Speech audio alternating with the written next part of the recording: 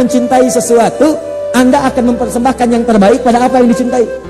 Cinta itu membutuhkan pembuktian, bukan hanya memberikan harapan.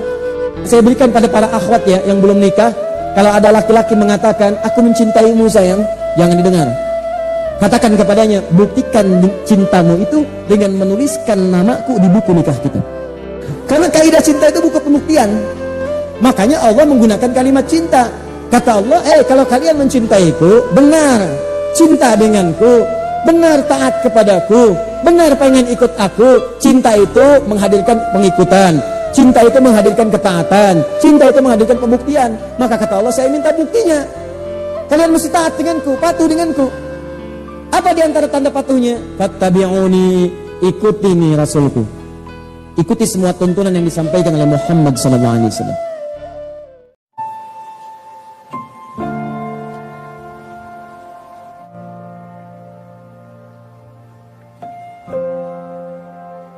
Perang terbesar, perang melawan perasaan kita, perang melawan hawa nafsu, perang melawan negative thinking. Kadang-kadang negatif kepada Allah. Kenapa saya ya Allah? Kenapa ini gak berakhir ya Allah? Kata Allah, asa an takrahu syai'an fahuwa khairul lakum. Boleh jadi kamu gak suka, tapi ini yang terbaik buat kamu. Kamu kan gak tahu kapan wafat. Bukankah kalau saya belum kabulkan, kamu rajin tahajud, kamu rajin puasa, kamu rajin baca Al-Quran, kamu kemana aja selama ini? Mau wafat masih sibuk dunia. Saya pengen yang terbaik untukmu sampai pulang ke akhirat. Dipaksa untuk mendapatkan itu. Kadang-kadang kamu pengen yang ini dunia, ini nggak bagus. Kamu pengen direktur, kamu maksiat banyak nanti di sana. Cukup level manajer saja. Wa asa an tuhibbu syai'an fa huwa syarrul lakum. Kadang-kadang yang ideal yang dipengenkan itu nggak bagus kata Allah. Kenapa? Wallahu ya'lamu wa antum la ta'lamun. Karena Allah tahu masa depan kau tidak. Jangan pernah merasa kecil hati. Kalau ada orang-orang zalim, nampak semakin kuat cengkramannya. Ya, padahal mereka nggak pernah ibadah. Misal kok itu orang-orang nggak pernah ibadah, kok bisnisnya kelihatan lancar. Kata Allah, jangan pernah merasa iri pada yang begitu. Kamu ahli akhirat, masa iri pada ahli dunia? Nggak nyambung. Jadi, kalau mau iri sama ahli akhirat lagi, ada anak 4 tahun, mata buta, bisa hafal Quran. Antum 40 tahun, mata melihat, gak hafal Quran. Baru iri itu. Tapi kalau iri kepada sesuatu yang gak ada bandingannya, wah itu gak nyambung gitu. Ahli akhirat, masa kita harus iri pada ahli dunia? Kata Allah, diberikan ketenangan dalam jiwa kita. Itu cuma urusan dunia.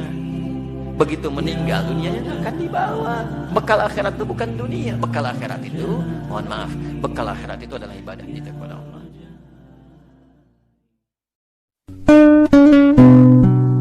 Betapa banyak orang hidup sekarang di muka bumi. Kenapa Anda yang terpilih ke sini?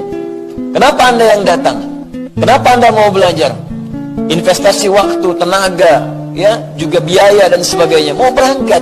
Kalau bukan Allah yang gerakan, siapa yang bisa meringankan langkah kita untuk berada di sini? Jadi kalau Allah sudah pilih, Anda kemudian harus yakin dengan pilihan itu. Saya memilih Anda mengerjakan sesuatu, Anda tidak kerjakan dengan baik, bukankah saya kecewa? Allah memilih Anda untuk berubah jadi baik, Andanya nggak jadi baik. Bagaimana kemudian Allah menyikapi itu semua? Jadi kalau Allah sudah pilih Anda untuk berubah menjadi baik, Anda sendiri tidak memilih baik, berarti bukan Allahnya yang salah. Anda sendiri yang menghambat diri sendiri untuk berubah menjadi baik. Maka bertakwalah kepada Allah, senangi diri. Kita ini suatu saat akan pulang. Kita pasti wafat. Anda tidak bisa memilih kapan Anda wafat, tapi Anda bisa berikhtiar menjadi orang baik saat wafat. Jika Anda ingin husnul khatimah, bayangkan setiap mengerjakan maksiat, rasakan saat itu Anda akan meninggal. Demi Allah saya katakan Anda akan terjaga dari maksiat. Antum yang ditawari pekerjaan buruk di kantor antum, rasakan ketika mengerjakan Anda akan meninggal pada saat itu. Apa faedahnya Anda ikut ta'lim, ikut salat baik dan sebagainya, Anda meninggal dalam keadaan maksiat. Ibu yang sedang nonton tayangan yang tidak baik, mendengar gosip dan sebagainya, bayangkan diwafatkan pada saat itu. Tinggalkan semua itu, ingat-ingat kita akan wafat. Kata Nabi, kematian itu lebih dekat mengingatkan kita dengan Allah Subhanahu wa ta'ala.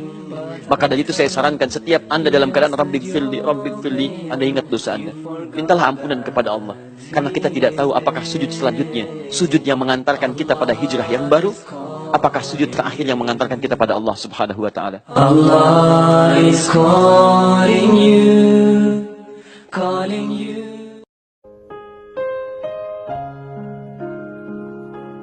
Anda sudah hidup berapa tahun, berapa bulan, berapa hari, berapa jam, berapa menit, berapa detik. Lalu lihat bekal kita sampai dengan malam ini dan pertanyakan, layaklah kita untuk meminta surga kepada Allah dengan semua bekal yang telah kita kumpulkan. Orang dulu begitu disampaikan kalimat ini, banyak yang kemudian menangisi dirinya dan kemudian berusaha untuk jadi lebih baik. Sehingga yang tadinya semakin buruk bahkan disebut dengan jahiliyah, tiba-tiba menjadi manusia paling utama ketika mereka mau berubah. Kenikmatan dunia Allah berikan, akhirat mereka genggam. Bahkan ada di antara mereka yang disebut oleh Nabi SAW lewat lisannya yang mulia, masuk surga tanpa hisab. Karena itulah kita mesti berubah.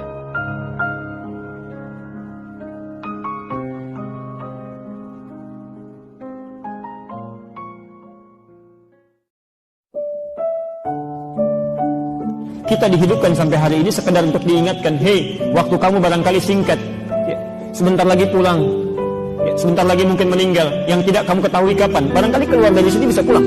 Ya. Karena itu saat Allah memberikan kesempatannya, tolong jangan sia-siakan. Ya. Cobalah Anda diam sejenak, kemudian beristighfar kepada Allah, ingat dosa-dosa kita, maaf, berapa kali mata ini salah pandang, berapa kali lisan salah bertutur. Barangkali Anda yang jadi suami, berapa kali telah marah pada yang tidak pada tempatnya, keliru berucap, ya. Ibu yang jadi istri, berapa kali wajahnya tidak menyenangkan, ya, pikiran yang buruk terhadap suaminya, pada anaknya, pada tetangganya. Yuk, sebelum diwafatkan coba ingat-ingat dulu itu. Ya. Belajar untuk menangis, ya. Jangan terlalu banyak tertawa, belajar untuk menangis. Coba malam ini menangis, ya. Tak mampu besok, tak mampu lagi besok, ya. Kalau tidak mampu lagi, coba tangisi diri kita yang belum bisa menangis, ya.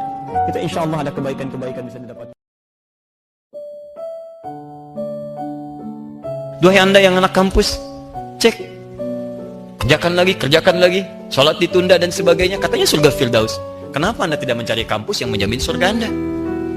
Dan Anda tidak akan ketinggalan kalau urusan akhirat, urusan dunia Anda dapat juga. Silahkan cek. Ya, apa tidak bisa Anda ke ITB sambil jadi penghafal Quran? Masjidnya terbuka. Apa nggak bisa ke Unpad sebagai penghafal hadis? Bisa. Ambil fakultas kedokteran, setelah belajar hadis isi tentang kedokteran, baca ayatnya, hafalkan, lulus dari Unpad, Masya Allah kedokteran. 5-6 tahun, begitu keluar, hafal termasuk ayat-ayat kedokterannya, kan bisa. Keluar dari ITB, jadi insinyur yang hafal ayat-ayat Quran terkait dengan aktivitasnya, bisa. Kenapa nggak punya visi seperti itu? Masjid di kampusnya ada, manhajnya ada, tinggal kita terapkan dalam kehidupan.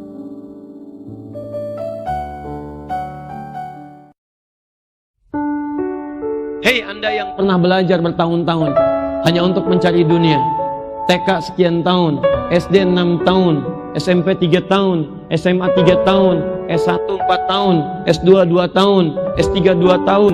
Berapa tahun Anda kumpulkan untuk mengejar dunia?